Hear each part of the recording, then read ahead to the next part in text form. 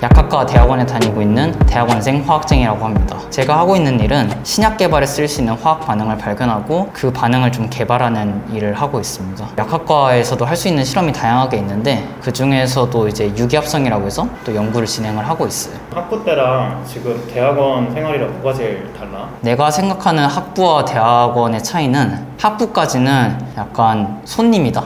대학원부터는 물론 학생이지. 대학원생도 학생이긴 한데 그런데 자기가 찾아서 공부를 해야 되고 직장인 성격이 좀 더 저는 크다고 생각을 해요. 그러면서도 학생이랑 혼재되어 있는? 그래서 학부 때까지는 다들 이제 캠퍼스의 낭만 이런 것도 추구할 수 있긴 하지만 대학원부터는 진짜 빡세게 살아야 된다. 지금 굉장히 빡세게 살고 있다고. 빈틈없이 살려고 하는 편인 것 같아. 왜냐하면 나는 회사를 다니다가 왔으니까. 그래서 그런지 회사에서 배웠던 일머리, 일과에 대해서 보고를 다 하고 그런 걸 이제 다니면서 배우잖아. 대학원에서도 계획을 세우는 거지. A라는 걸 했을 때 실패할 경우에 B를 하고 B도 실패하면 C까지 하는 그런 식으로 해서 빈틈없이 좀 하루를 보내려고 하는 것 같은데 힘들긴 하지만 열심히 잘 지내려고 적당히 힘든 것 같습니다. 안 힘든 게 없죠.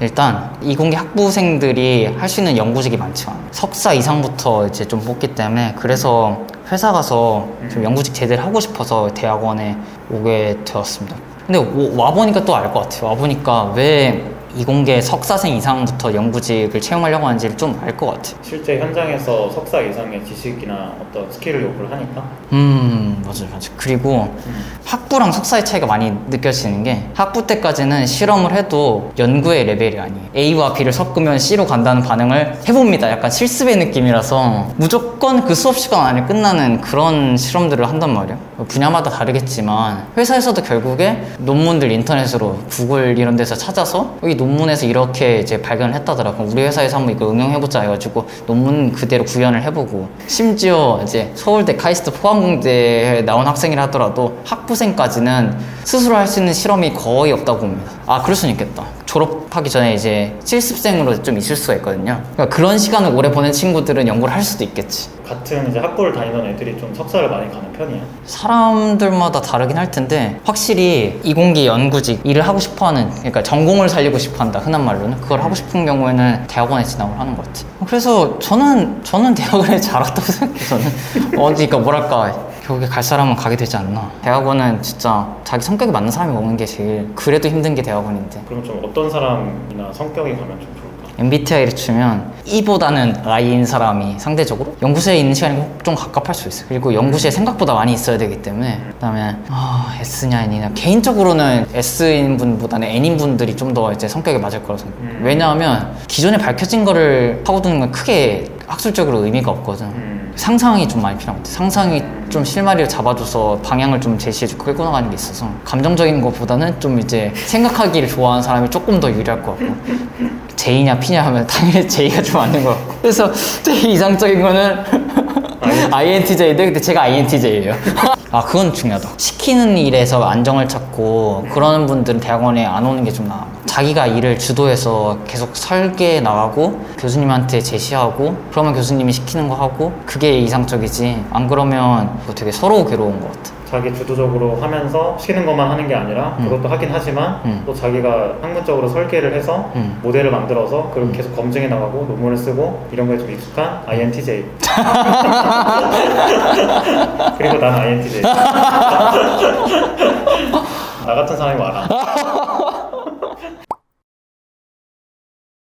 힘든 건 참 많거든. 대학원에서 가장 힘든 점은 막연함인 것 같아. 매일매일 새로운 걸 해야 되는데 알고 보니까 이제 지난 6개월 동안 했던 게 다 쓸모 없어진다든가 이런 것들이 되게 많거든. 나도 3학기를 마쳤는데 작년 1월부터 작년 7월까지 했던 일이 다 실패였거든. 근데 날린 시간도 사실은 배움의 과정이 있었지. 그런데 살면서 이렇게까지 안 쌓인다는 느낌이 받은 적이 없어. 회사를 다니면 돈이라도 많이 버는데 그것도 아니고 사람마다 퍼포먼스도 달라서 적성이 안 맞는다 이렇게 생각이 드는 대학원생 분들은 졸업만을 이제 기다리면서 하루하루 되게 버텨나가실 것 같아. 회사 때도 마찬가지고 여기서도 마찬가지인데 쉴 때 본업을 좀 잊어야 되는 것 같아. 근데 잊어도 생각이 나지. 잊어도 생각이 나긴 하는데 진짜 답이 없는 문제들에 대해서는 최대한 잊으려고 하고 친구들 만나고 좋은 영화 보고 바깥바람 쐬고 그렇게 해야지. 안 그러면 기분 전환이 절대 안 되는 것 같아. 그 안에서는 스트레스를 풀 방법이 없는 것 같아.